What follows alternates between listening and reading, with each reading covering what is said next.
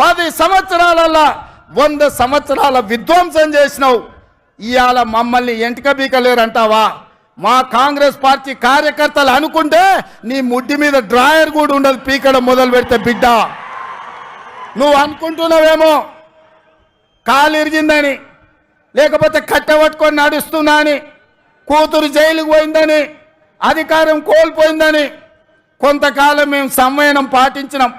ఏ మనిషికైనా కష్టం వచ్చినప్పుడు మేము మానవత్వంతో మీ గురించి మాట్లాడకుండా మర్యాద పూర్వకంగా వ్యవహరించినాం.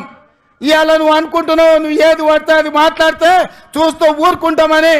చూస్తూ ఊరుకునేటోడు ఎవరు లేరు. నేను పెద్దలు జానారెడ్డి గారి లాగా కాదు, నేను రేవంత్ రెడ్డిని బిడ్డ. అంగిలాగు ఊడదీసి నువ్వు మాట్లాడే లత్కోర్ లఫంగా మాటలకు చెర్లపల్లి జైల్లో చిప్పకూడు తినిపిస్తా బిడ్డ. నువ్వు అనుకుంటున్నావేమో.